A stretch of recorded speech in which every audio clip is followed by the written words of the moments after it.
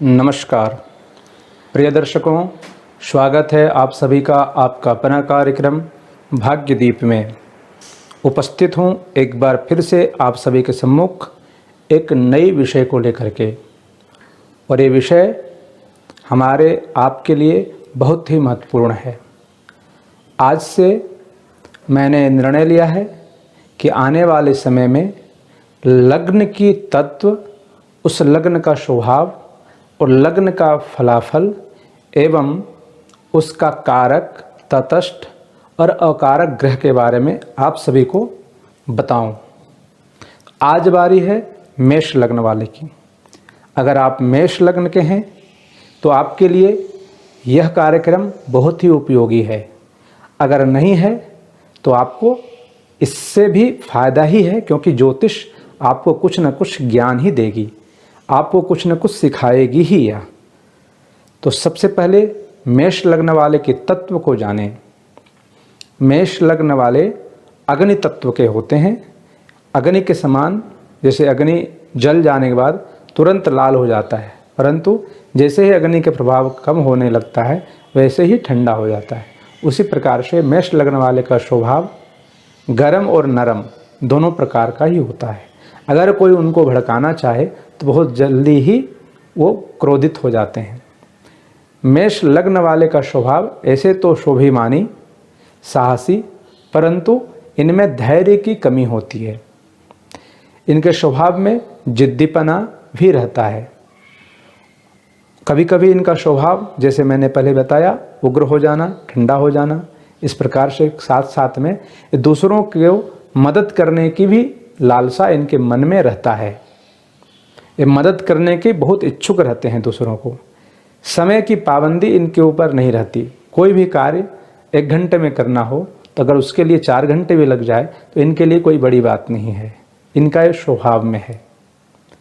मेष लग्न वाले का शरीर गठीला, साथ में कलर गोराई में हो तो लाल गोराई, और अगर ब्लैक में हो तो चिकनाहट वाली ब्लैक इनका रहता है।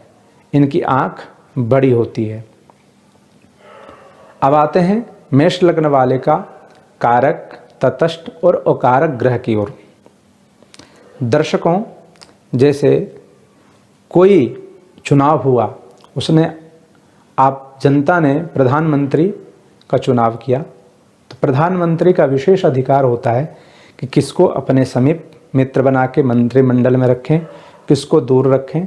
उसी प्रकार से जो काल है, समय है, उसमें प्रत्येक व्यक्ति जन्म लेने वाला जातक कोई ना कोई लग्न में जन्म लेता है।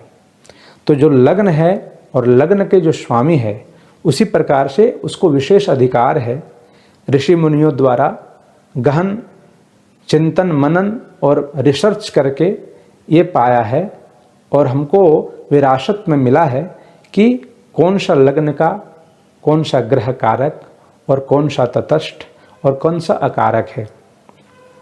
कारक ग्रह वो होते हैं जो अगर आपकी कुंडली में सही दिशा में है तो महादशा, अंतरदशा में वो बहुत ही लाभकारी होता है और उसका उपाय भी किया जा सकता है। उसका रत्न इत्यादि धारण किया जा सकता है कारक ग्रहों की। और जो ग्रह तटस्थ होते हैं वो अगर खराब स्थिति में आपकी कुंडली में है तो वो बहुत खराब करते हैं, और अच्छी स्थिति में है तो वो अच्छा करते हैं। तटस्थ ग्रह का भी निवारण किया जा सकता है, इसका भी रत्न इत्यादि धारण किया जा सकता है। अब आते हैं अकारक ग्रह की। अकारक ग्रह वो है अगर उसकी महादशा, अंतरदशा इत्यादि चले तो व्यक्ति को, जातक को बहुत परेशान करता है, उसको बहुत संघर्ष करना पड़ता है। और अकारक ग्रह वाले को रत्न धारण नहीं करना चाहिए। जो ग्रह आपके लिए अकारक है उसका रत्न बिल्कुल धारण नहीं करना चाहिए। ये हुआ कारक अकारक के महत्व। परंतु ये जो ग्रहों की जो स्थिति है मेष लग्न वालों की, कारक ग्रह की, तो मेष लग्न का सबसे शुभ ग्रह, सबसे कारक ग्रह, मूल त्रिकोण राशि जो इनका है भाग्य स्थान का गुरु, ये सबसे इनका कारक ग्रह है मेष लग्न वाले की। क्योंकि मूल त्रिकोण राशि का स्वामी बनता है इनकी कुंडली में, भाग्य का स्वामी होके। और दूसरा जो कारक ग्रह है मेष लग्न वालों की, वो है पंचमेश सूर्य, मतलब पांचवा घर का जो स्वामी है सूर्य, मूल त्रिकोण राशि का स्वामी सूर्य इनका दूसरा कारक ग्रह है। ये मंगल का मित्र ग्रह भी ये दोनों हैं, सूर्य और गुरु।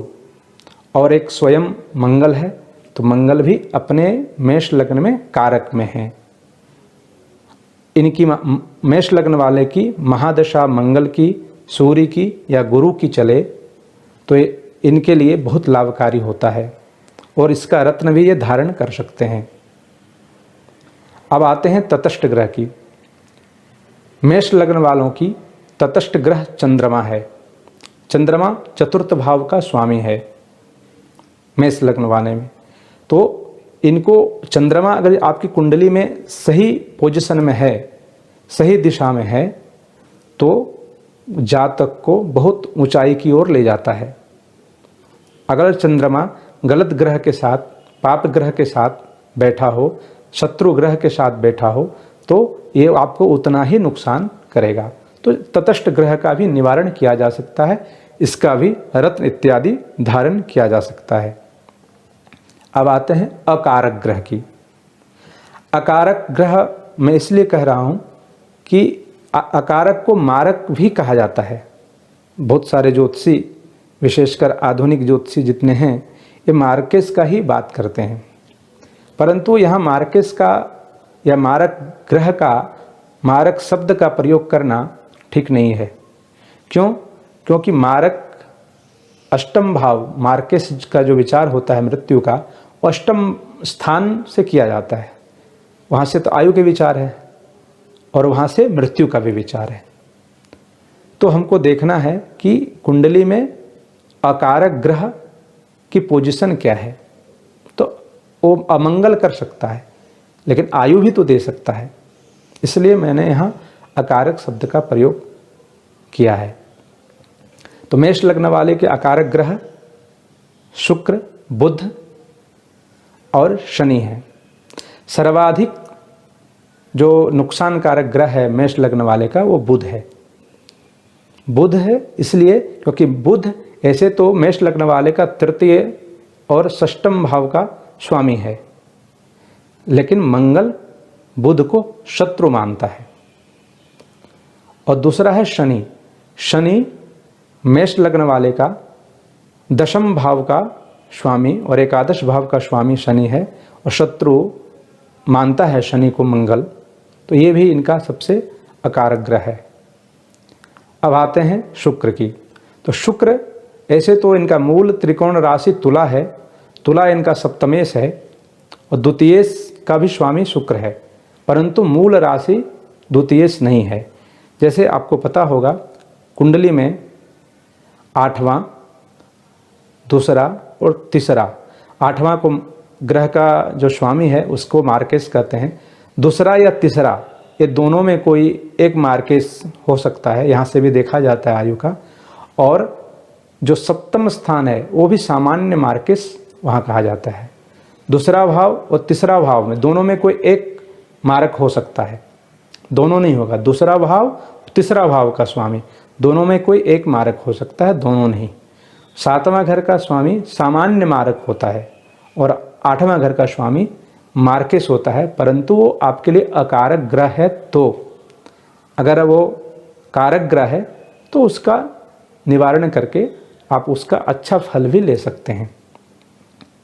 तो शुक्र तो मंगल का शत्रु नहीं मानता, मंगल उसको शत्रु नहीं मानता, शुक्र मंगल।